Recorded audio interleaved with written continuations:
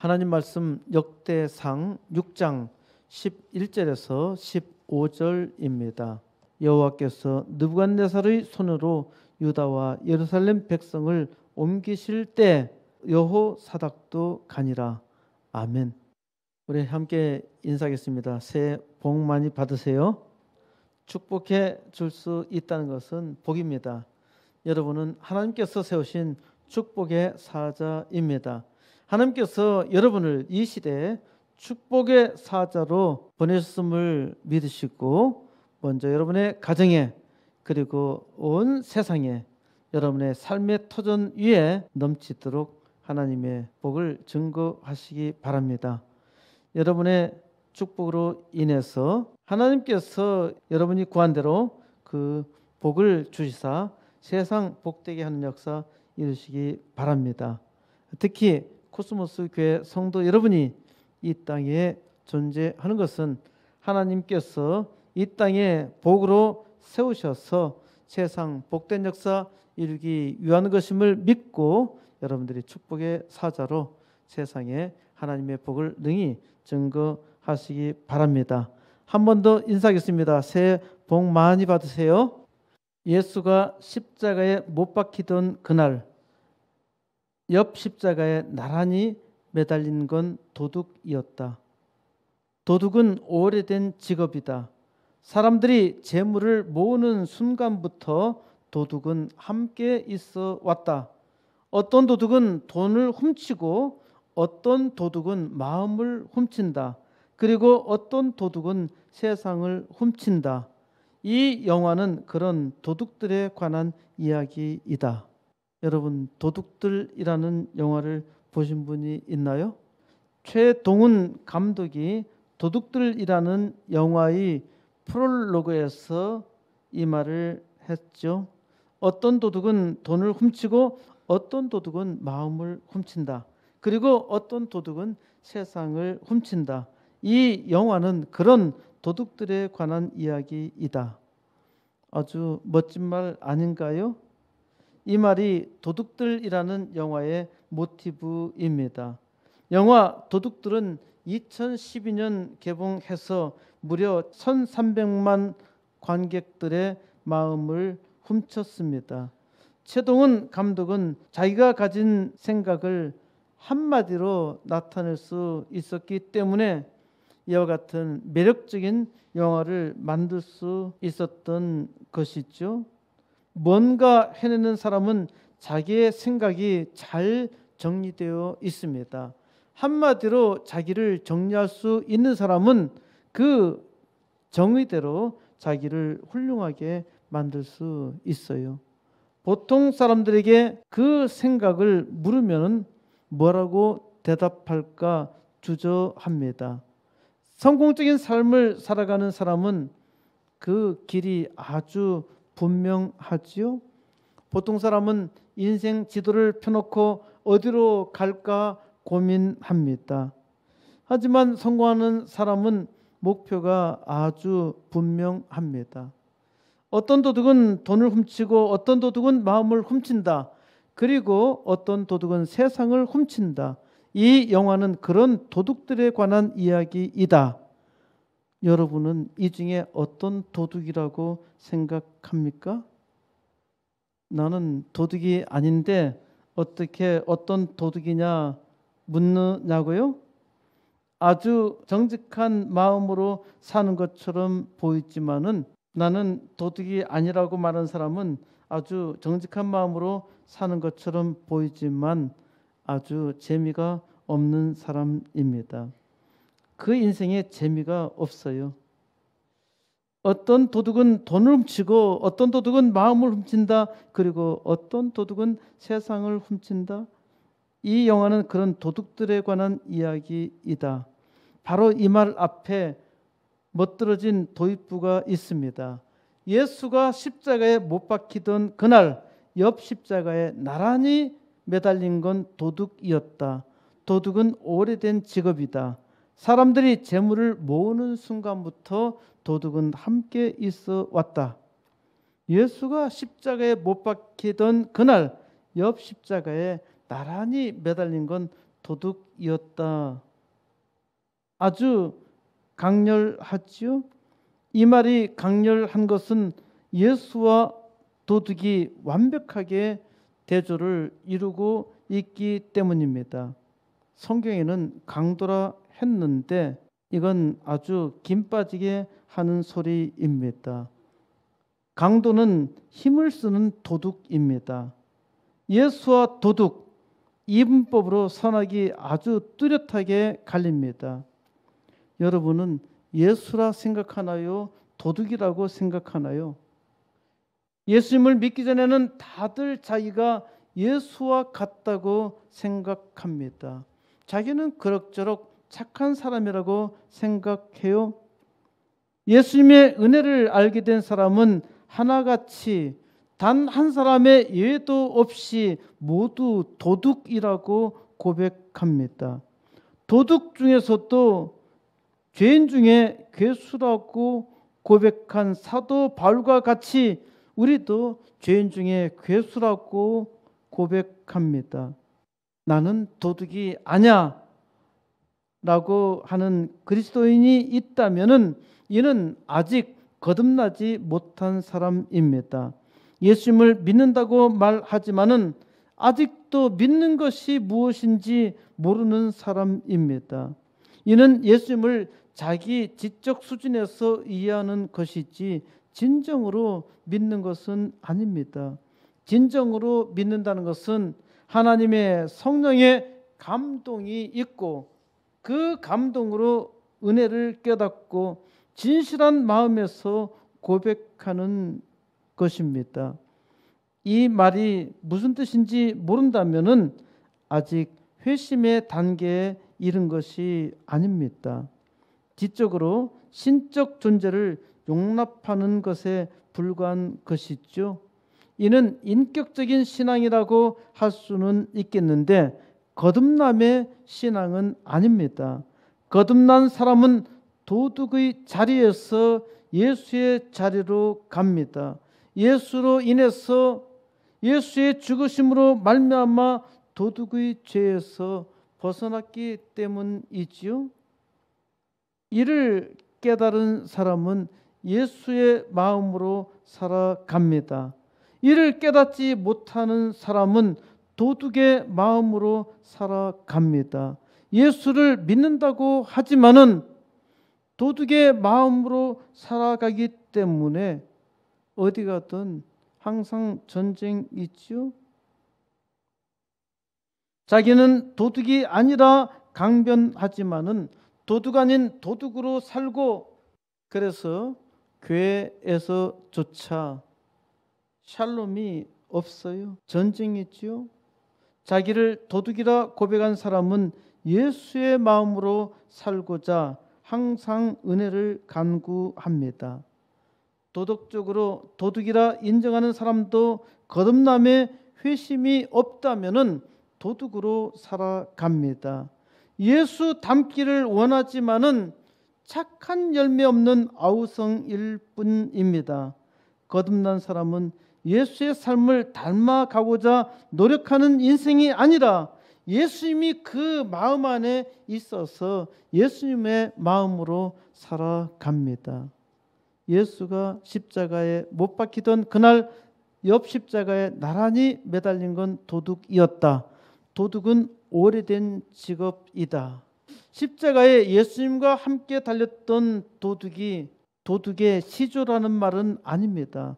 도둑은 오래된 직업이다 라는 말은 도둑은 처음부터 있었다는 말입니다. 첫사람 아담이 도둑이었죠. 하와가 먼저 선악과를 도둑질했고 아담은 도둑의 작물을 먹었으니까 도둑질한 것입니다. 아담의 후예는 아담으로 말미암아 다 도둑이 되었어요. 사람들이 재물을 모으는 순간부터 도둑은 함께 있어 왔다. 사람이 재물을 모으지 않는다면은 도둑은 없을 거 아닙니까? 아무것도 모아놓은 것이 없는데 무슨 도둑이 있겠어요? 그러나 뭔가 가진 것이 있다면은 그 순간 도둑은 함께 있는 것입니다. 아담의 첫 아들 카인은 자기 동생 아벨을 돌로 쳐 죽였습니다. 이것이 사람의 본성입니다. 형제 사랑? 사람의 본성은 형제 살인입니다. 그러니까 어렸을 때부터 죽자고 싸우기도 하는 것이죠. 최동훈 감독이 영화 도둑들 이야기로 적어도 1300만의 마음을 훔쳤다고 했는데 왜 1300만이 영화 도둑들에 빠졌을까요? 이는 바로 그 자신이 도둑들이라는 것입니다. 자기 마음을 투사하며 대리만족을 하고 있는 것이죠. 제 말이 무슨 말인지 이해되지 않는 사람은 영화 도둑들 한번 보세요. 이 영화 도둑들이 재밌다고 느껴진다면 그 마음이 도둑질 당한 것입니다. 동시에 도둑들을 즐기는 자기 자신이 도둑이라는 증거입니다. 다시 한번 질문 드리겠습니다. 어떤 도둑은 돈을 훔치고 어떤 도둑은 마음을 훔친다. 그리고 어떤 도둑은 세상을 훔친다. 여러분은 어떤 도둑이라고 생각합니까? 여기 돈을 훔치는 사람은 없지요? 하지만 있을 수도 있어요. 이는 좀도둑입니다. 마음을 훔치는 도둑인가요? 대부분 사람들은 마음을 훔치는 도둑입니다. 자기를 잘 보이려고 애쓰는 것은 마음을 훔치려는 수작이지요. 제가 설교를 하는 것도 여러분의 마음을 훔치는 것입니다. 하지만 저는 마음을 잘 훔치지 못합니다. 제가 나름 노력을 많이 하기는 하지만은 하나님께서 마음을 훔치는 소질은 전혀 주시지 않으셨어요. 하나님께서 저에게 주셨다면 80개 개척교회 2개 학교 할 때 사람들이 미치도록 따라다닐 것인데 다들 저를 미쳤다고 손가락질하지 저를 따라오지 않아요. 저는 제가 마음을 훔치는데 소질이 없는 것에 감사하고 있습니다. 제가 소질이 아주 많았다면 저는 분명히 사육꾼이 되었을 것입니다. 제가 소질이 없기 때문에 저는 하나님께 은혜를 간구할 수밖에 없습니다. 하나님께서 마음을 바꾸어 주세요. 저는 사람의 마음을 바꿀 수가 없어요. 그리고 어떤 도둑은 세상을 훔친다. 제가 소원하는 도둑질이 바로 세상을 훔치는 도둑입니다. 저는 이것을 위해서 기도하고 있습니다. 하나님, 이를 위해서 먼저 80개 개척교회와 2개 학교 주세요. 이 땅 부흥의 역사를 감당하는 코스모스 교회 이제는 보여주세요. 저는 이를 믿고 기도합니다. 좋은 말도 많은데 하필이면 도둑입니까? 그런데 보세요. 예수님도 도적같이 오신다 그랬잖아요. 요한계시록 3장 3절에서 그러므로 내가 어떻게 받았으며 어떻게 들었는지 생각하고 지켜 회개하라. 만일 일깨지 아니하면 내가 도둑같이 이르리니 어느 때에 내가 이르는지 내가 알지 못하리라. 예수님께서 도둑같이 이르신다 하셨어요. 왜 좋은 말 놔두고 도둑같이 이른다 하셨을까요? 요한계시록 16장 15절에서 보라 내가 도둑같이 오리니 누구든지 깨어 자기 옷을 지켜 벌거벗고 다니지 아니하며 자기의 부끄러움을 보이지 아니하는 자는 복이 있도다. 예수님께서 도둑같이 오신다는 말씀으로 예수님이 도둑으로 오신다는 말씀은 전혀 아니죠. 사람이 도무지 생각하지 않은 때에 오신다는 것입니다. 지금은 예수님께서 전혀 오실 리가 없어. 이때 오신다는 말씀이지요. 사람이 도무지 깨닫지 못할 때 오신다는 말씀입니다. 그러므로 회개하라 하시지요. 그리고 항상 준비하라고 말씀하십니다.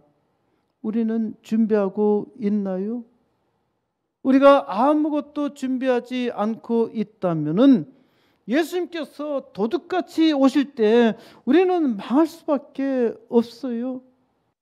우리는 준비해야 합니다. 우리가 이 시대에 어떻게 우리의 삶을 준비해야 할까요? 어떻게? 하나님께서 이를 보여주셨습니다. 하나님께서 계시해 주셨는데 사람이 어리석어서 보지 못합니다. 하나님께서 선택한 이스라엘 백성은 망하고 말았지요. 하나님께서 이스라엘 백성의 패망을 통해서 계시해 주십니다. 아니, 망할 백성들에게서 무엇을 계시해 주실 수 있단 말인가요? 하나님은 이스라엘 백성을 선택하신 것이 그들이 망하도록 하기 위해서, 이스라엘 망하는 것을 보여주시기 위해서 선택한 것이 아닙니다. 이스라엘 백성이 이집트 제국에서 무려 430년간 종살이 할 때 하나님께서 이들을 구원하신 것은 천하 만국의 오직 구원자는 하나님 한 분뿐이다. 이것을 증거하시기 위해서 구원하셨던 것이죠. 이스라엘의 구원을 통해서 하나님만이 우주 만물을 창조하시고 인생의 복주심을 알게 하신 것이고, 이를 통해서 이스라엘의 모델을 통해서 이스라엘뿐만 아니라 천하 만민을 구원하시려 하셨던 것입니다. 그런데 이스라엘은 실패했고 망할 수밖에 없었습니다. 이스라엘은 자기를 구원하고 복을 주시는 하나님을 믿고 그 말씀을 따랐던 것이 아니라 이방 나라처럼 우상을 숭배했지요. 그래서 망했던 것입니다. 이것이 바로 사람입니다. 하나님께서 은혜를 주셔도 하나님을 의지하지 못하며 오히려 우상을 숭배합니다. 이 시대에도 하나님보다 돈을 숭배하는 사람이 많지요. 돈 때문에 예배를 포기하기도 합니다. 이는 하나님보다 돈을 섬기는 것이에요. 이스라엘의 실패에서 하나님이 포기하신 것이 아닙니다. 이스라엘의 죄악으로 말미암아 하나님은 이스라엘의 거대한 나무를 싹둑 잘라서 그루터기만 남기셨어요. 그루터기만 남아있으니까 아무런 소망이 없지요. 그런데 하나님은 그 그루터기에서 이스라엘을 회복시키십니다. 이것이 하나님께서 하신 일이지요. 이사야서 6장 13절에서 그 중에 10분의 1이 아직 남아있을지라도 이것도 황폐하게 될 것이나 밤나무와 상수리나무가 배임을 당하여도 그 그루터기는 남아있는 것 같이 거룩한 씨가 이 땅에 그루터기니라. 나무가 싹둑 잘려서 그루터기만 남아있어도 그 그루터기에서 하나님께서 거룩한 씨를 나게 하십니다. 하나님은 이제 역대기 말씀을 통해서 우리에게 계시해 주십니다. 하나님께서 역대기로 보여주실 때 잘 보아야 합니다. 하나님께서 이사야 선지자에게 이르신 말씀을 잘 깨달아야 해요. 이사야서 6장 9절에서 여호와께서 이르시되 가서 이 백성에게 이르기를 너희가 듣기는 들어도 깨닫지 못할 것이요 보기는 보아도 알지 못하리라. 듣기는 들어도 깨닫지 못한대요. 보기는 보아도 알지 못한대요. 어떻게 이러한 일이 일어날 수 있나요? 들으면 깨닫고 보면 알아야 하는 것이 아주 당연한 일이죠. 그런데 듣기는 들어도 전혀 깨닫지 못하고 보기는 보아도 전혀 알지 못한다는 것입니다. 이렇게 희한한 일에 대해서 예수님께서도 인용하며 말씀하셨습니다. 마태복음 13장 14절에서 이사야의 예언이 그들에게 이루어졌으니 일러스되 너희가 듣기는 들어도 깨닫지 못할 것이요 보기는 보아도 알지 못하리라. 예수님을 따라다니며 예수님께 직접 말씀을 들었던 많은 사람들도 그의 제자들도 보기는 보았는데 알지 못하고 듣기는 들었는데 깨닫지 못했지요. 그러니까 예수님을 십자가에 매달아 죽였고 또 예수님을 따르던 제자들은 하나도 남지 않고 다 주랭랑치고 말았죠. 예수님께서 부활하신 후 이들은 부활하신 예수님을 보았어도 예수님을 위해서 살려고 하지 않았습니다. 다시 갈릴리 바다 디베랴에 가서 바다를 바라보며 우리가 무엇을 해야 살지? 그러다가 한 사람이 고기 잡으러 가자 그랬더니 다 일어나 바다로 들어가는 겁니다. 이들의 마음속에 그 바다에 앉아서 생각한 것은 우리가 바다에 들어가긴 해야 하는데, 바다에 들어가서 물고기를 잡아야 하는데 부활하신 예수님을 생각하니 용기가 나지 않았던 것입니다. 하나님의 성령이 이들에게 역사했을 때 이들은 죽음을 무릅쓰고 예수의 이름을 위해서 살게 되었지요. 하나님의 성령의 감동으로 하나님을 믿고 나아갈 수 있었던 것입니다.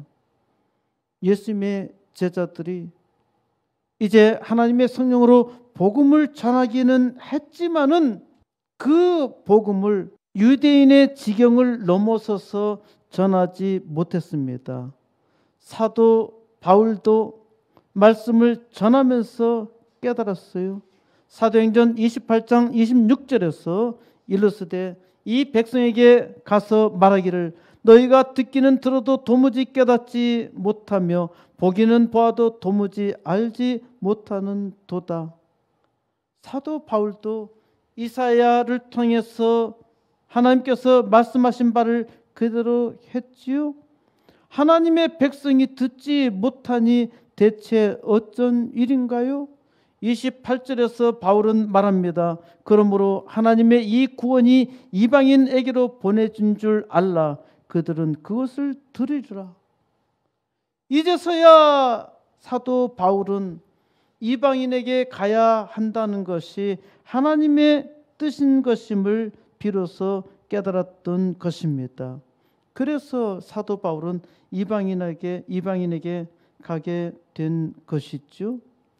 사도 바울의 깨달음으로 이스라엘만의 하나님이셨던 하나님이 온 세상의 주권자임을 세계 만민이 바울을 통해서 깨닫게 되었죠. 그래서 저도 믿게 된 것이고 증거하고 있는 것입니다.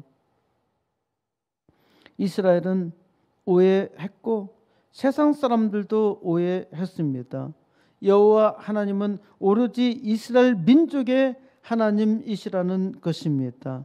하지만 하나님은 처음부터 온 우주 만물의 유일무이한 하나님이셨고 이를 증거하셨습니다.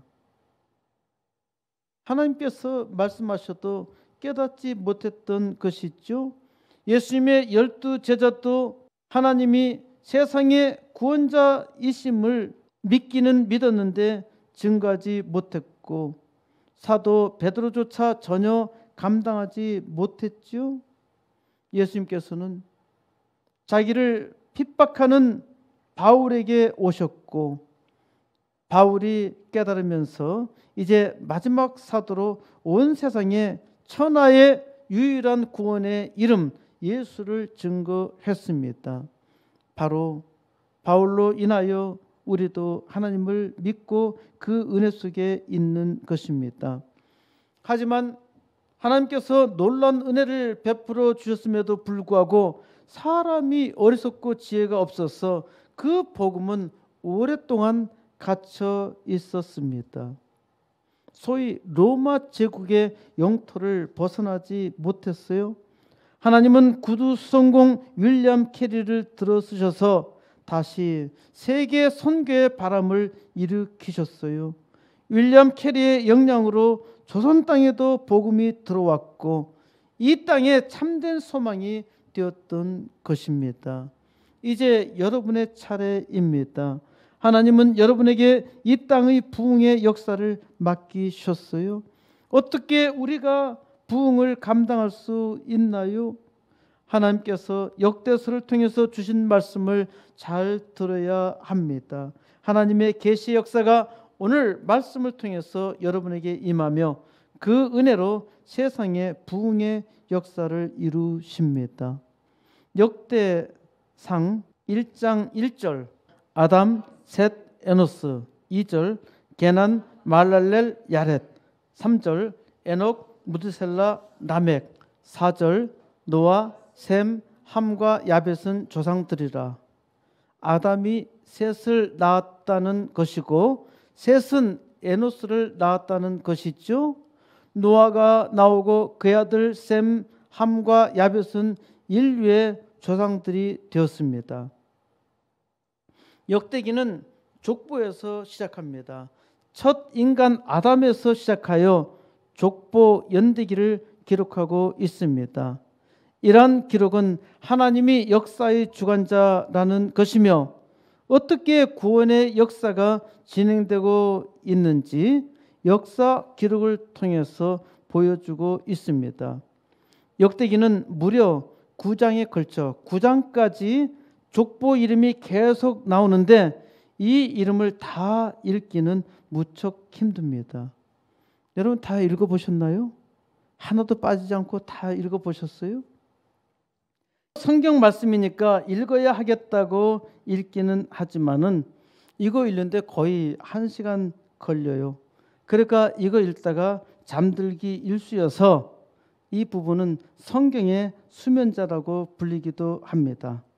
잠을 잘 못 주무시는 분은, 불면증에 있는 분은 역대상 1장부터 9장까지 아주 성실하게 읽으면은 곧 잠이 들 것입니다. 시편 127편 2절에 그러므로 여호와께서 그의 사랑하는 자에게는 잠을 주시는 도다. 바로 이 말씀을 가장 은혜롭게 체험할 수 있는 부분입니다. 이 따분한 족보들은 처음 아담과 옛 이스라엘과 그리고 과거 당시의 이스라엘이 연속성이 있다는 것을 보여주고 있죠. 우리나라 사람들도 족보를 참 좋아합니다. 자기 이름 석자 때문에 수십 권의 족보책을 비싼 돈을 주고 사고 있단 말입니다. 여러분 집에 족보책이 있나요? 그것도요, 좀 지나면은 또 새로 찍어내. 그러면 옛 거는 버리고 또 새로 사요. 이걸 찍어낸 사람은 그것 때문에 돈을 벌죠. 저는 황씨 족보책에 제 이름도 없고 제 자식들 이름도 하나도 없습니다. 족보에 올려준다고 말하는 것을 저는 몇 번이나 거부했기 때문에 제 이름이 없어요. 생명책에 내 이름이 있으면 되지 족보나 세계 인명사전에 이름이 올라가 있는 것이 뭐가 그리 중요한가요? 어떤 사람은 세계 인명사전에 그 이름이 올라갔다는 것을 가지고 자랑하대. 내가 그 사람한테는 아무 말 안 했지만은 그 돈만 주면은 이름이 올라가는 거예요. 족보책처럼 돈만 주면은 올려줍니다.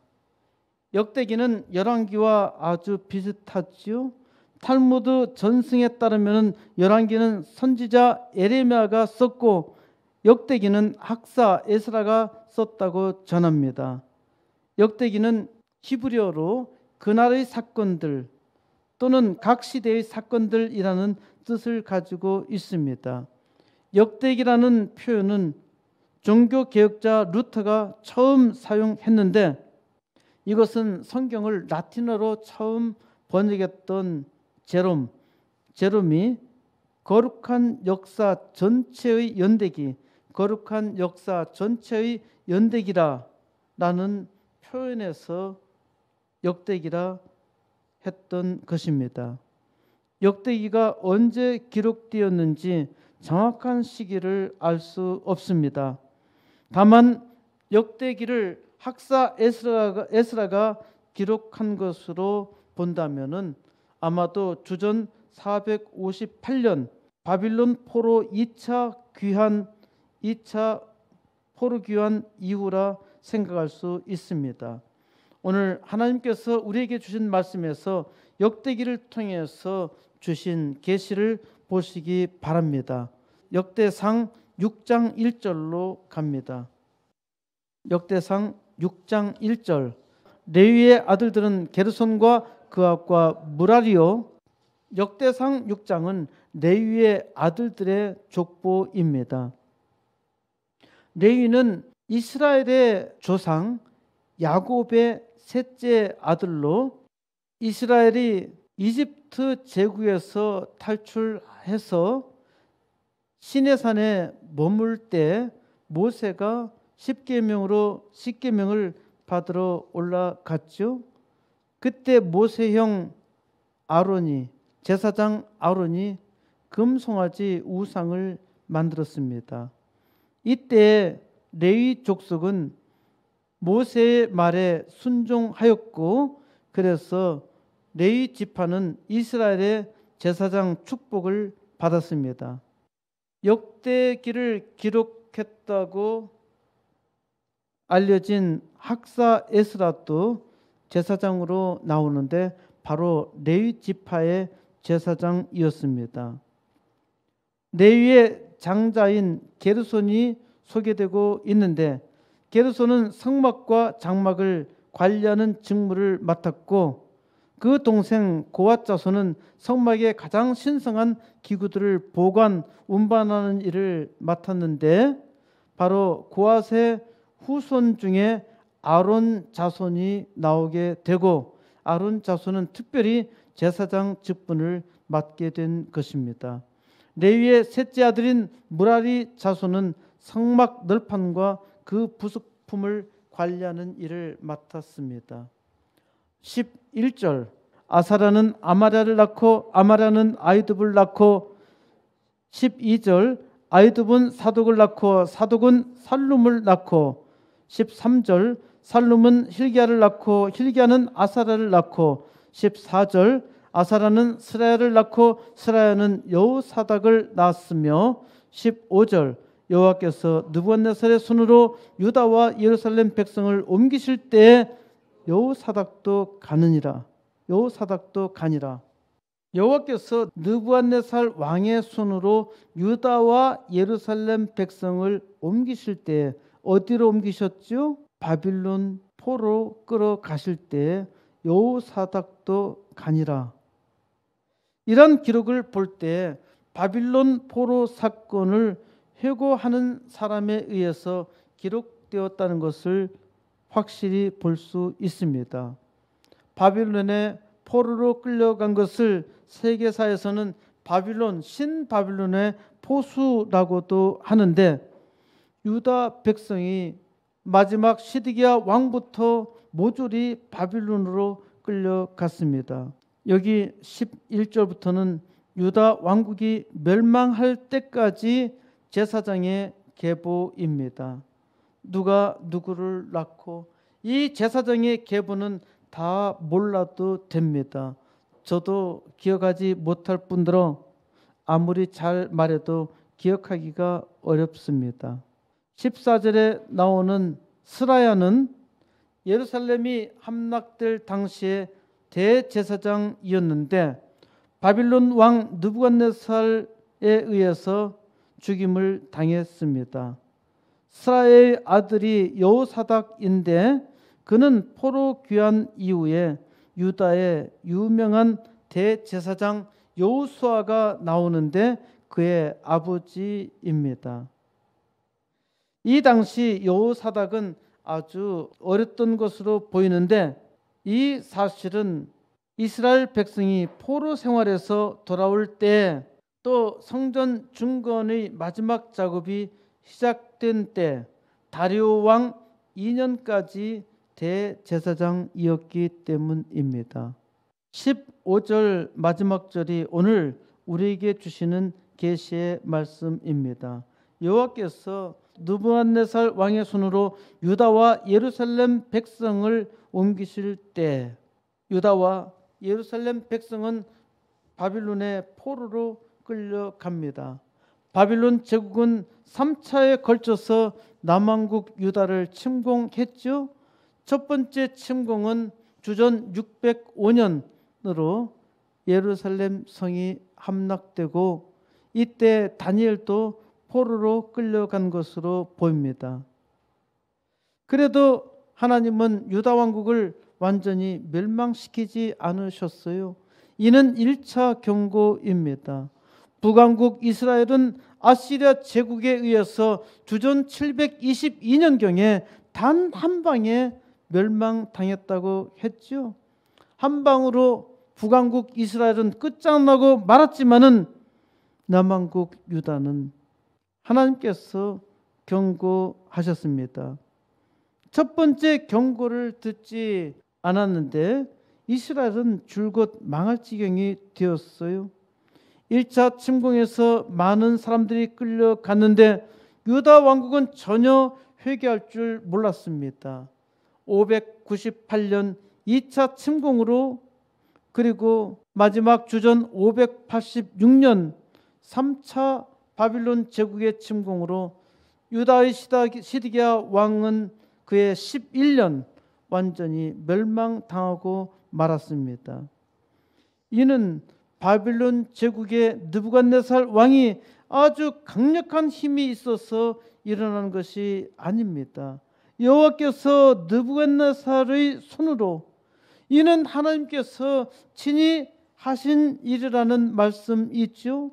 왜 하나님께서 바빌론 제국의 느부갓네살 왕의 손으로 이스라엘을 멸망시키고 모조리 포로로 끌어가게 하셨을까요?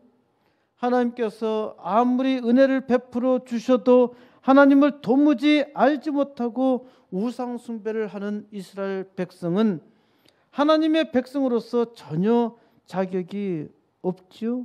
하나님께서 수없이 경고하셨어도 그리고 이제 최후로 세 차례에 걸쳐서 바빌론 제국의 침공을 통해서 보여주셨어도 끝까지 이스라엘은 망할 짓을 했습니다.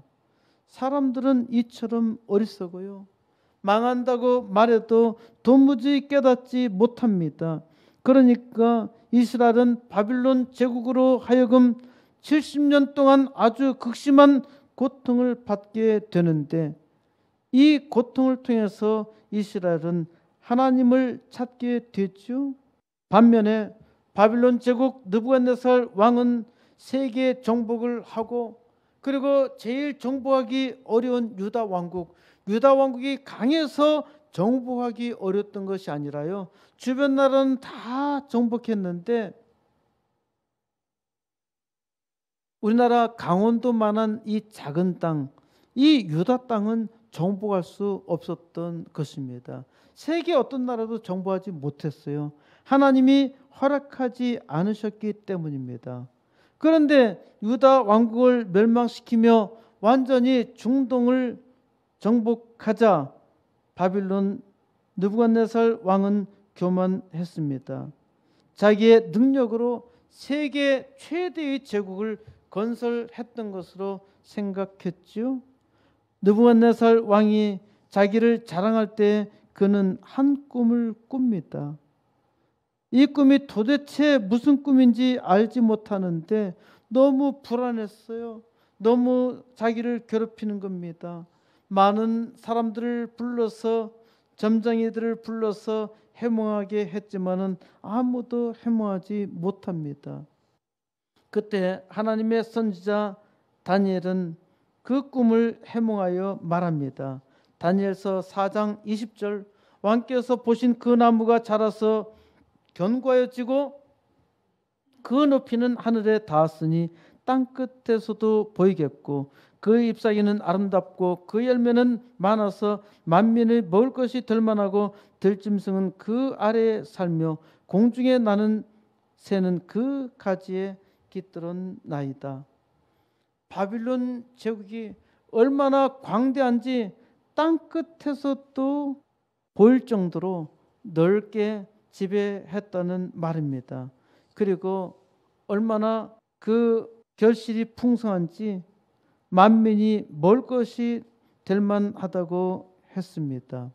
바빌론 제국의 명성은 지금도 세계 7대 불가사의 중에 하나인 하늘정원, 공중정원이 있었다 하는데 지금 이라크에서는 이 공중정원을 만들고 있습니다.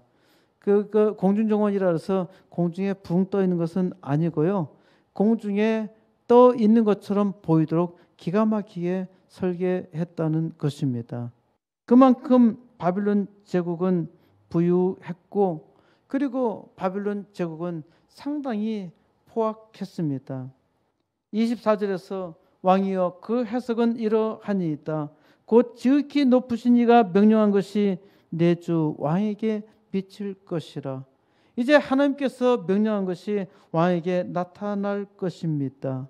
왕이 사람에게서 쫓겨나서 들짐승과 함께 살며 소처럼 풀을 먹으며 하늘 이슬에 젖을 것이요 이와 같이 7대를 지낼 것이라. 그때 지극히 높으신 이가 사람의 나라를 다스리시며 자기의 뜻대로 그것을 누구에게든지 주시는 줄을 아시리이다. 느부갓네살 왕은 다니엘 선자가 예언한 대로 7년간 난광병에 걸려서 늑대처럼 살았습니다. 지금도 종종 난광병에 걸린 사람이 있습니다. 자기를 짐승처럼 생각하는 사람이 있어요. 이러한 일이 일어난 것은 지극히 높으신 이가 사람의 나라를 다스리며 자기의 뜻대로 그것을 누구에게든지 주신다는 것을 알게 하시기 위한 것이라 했습니다. 세상 역사는 하나님이 주관하십니다. 하나님의 백성의 악에 대해서 하나님은 이방 왕의 손에 맡기시기도 하셨어요. 도무지 바빌론의 포로로 연단하지 아니하고는 이스라엘의 병을 고칠 수 없었기 때문입니다. 하나님께서 그 약속하신 대로 바빌론 포로 70년이 지나자 페르시아 제국의 키루스 대왕으로 하여금 자기의 땅 유다와 예루살렘으로 돌아가게 했죠. 이는 아주 희한한 일입니다. 제국주의 시대에 자기 속에 속해 있던 그 거주민을 자기 땅으로 다시 돌아가게 한다? 그것도 많은 돈과 재물을 주고 성전 재건을 하도록 한다? 사람으로서는 도무지 상상할 수 없는 일입니다. 이는 하나님께서 하신 일이죠. 하나님께서 페르시아 제국이 아주 강대해서 강력한 바빌론 제국을 무너뜨린 것이 아닙니다. 페르시아 제국의 키루스 대왕은 한 사람도 죽이지 않고 아주 손쉽게 바빌론 제국을 정복했습니다. 하나님께서 주신 은혜로 이 놀라운 일이 일어났던 것이죠. 그래서 키루스 대왕이 하나님께서 말씀하신 대로 이스라엘 백성을 자기의 땅으로 돌아가게 하신 것입니다. 하나님은 느부갓네살 왕의 손으로 유다를 포로로 끌어가게 하셨어요. 바빌론 풀무에서 유다를 아주 강력하게 시험했습니다. 유다는 절망적이었죠.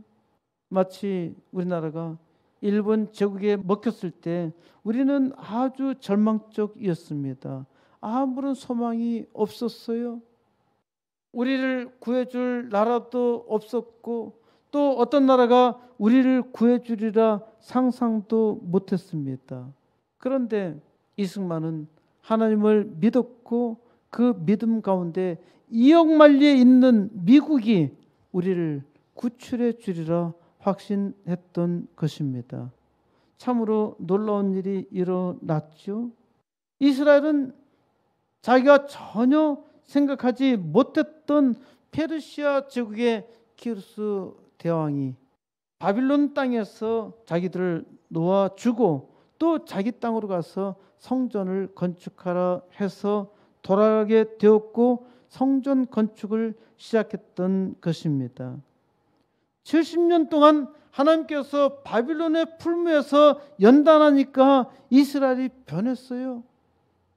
이스라엘은 이방 나라처럼 왕을 달라고 했는데 바빌론 포로로부터 돌아온다면은 왕을 구하지 않습니다. 하나님이 우리의 왕이라 믿고 오직 하나님만이 유일한 신이라 믿고 고백하지요. 그 후로는 우상 숭배가 없어졌어요. 이스라엘은 오직 하나님만 믿고 의지하는데 이 믿음이 얼마나 오래 갈까요? 그 후에도 이스라엘은 고난에 빠집니다. 하나님은 그 후로 400년 동안 침묵하십니다. 하나님께서 하신 일을 보고 놀라서 이스라엘이 하나님을 믿게 되었지만은 하나님을 온전히 믿는 믿음으로 살지는 못했습니다. 느부갓네살의 손으로 하나님의 백성인데 하나님의 백성으로 살지 못하면은 하나님은 차라리 이방 왕을 통해서도 일하신다는 것을 보여주십니다. 하나님은 세상에서 가장 포악했던 느부갓네살 왕으로 이스라엘을 연단하셨고 70년이 지나자 하나님께서 약속하신 대로 페르시아 제국 키루스 대왕으로 하여금 이스라엘을 위로하게 하십니다. 이것이 하나님께서 하신 일이라는 증거이죠. 이제 하나님의 백성들이 일어나야 합니다. 이 시대에 하나님의 백성들이 일어나지 못하면은 하나님은 돌들로도 일하십니다. 예수님께서 말씀하셨죠. 마태복음 3장 9절에서 속으로 아브라함이 우리 조상이라고 생각하지 말라. 내가 너에게 이르노니 하나님이 능히 이 돌들로도 아브라함의 자손이 되게 하시리라. 아브라함이 자기의 조상이라 믿는다면은 아브라함처럼 믿음으로 살아야 하지요. 믿음은 없고 자기의 뿌리는 아브라함이라는 것입니다. 하나님의 백성으로 살지 못하면서 하나님의 백성이라 자랑하는데 예수님께서 차라리 이 돌들로도 아브라함의 자손이 되게 하신다 말씀하신 것입니다. 이 시대 하나님의 백성이 하나님의 일을 하지 못하고 있잖아요. 하나님의 백성들마다 회개에 합당한 열매를 맺고 그 믿음으로 하나님 앞에 살아야 하지요. 하나님께서 왜 이 시대에 이 땅에 우리로 하여금 살게 하셨을까요? 하나님의 소원을 이루시려고 이 땅에 부흥의 역사를 이루시려고 하나님께서 우리를 택하시며 부르신 것입니다. 우리는 심히 약합니다. 부족합니다. 어떻게 해야 하나요? 제가 수없이 말을 해도 감동을 받지 못하고 깨닫지 못합니다.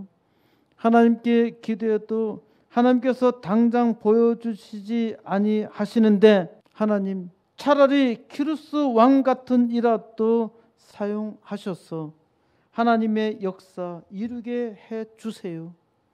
이 땅에 속히 부흥의 역사가 일어나도록 80개 개척교회 2개 학교 당장 시작하게 해 주세요.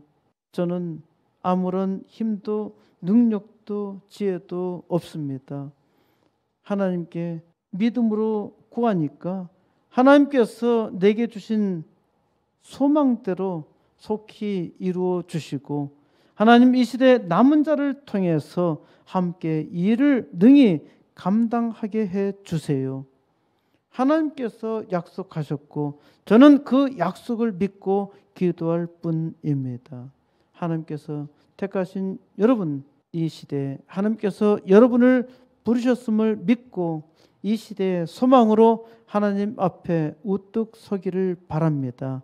하나님께서 코스모스 교회로 이 시대의 부흥의 역사를 능히 감당하여 온 땅에 하나님 영광 선포되어 하나님을 아는 지식이 바다 물결같이 온 세상에 높이 들려지기를 우리 주 예수 그리스도의 이름으로 간절히 축원드립니다.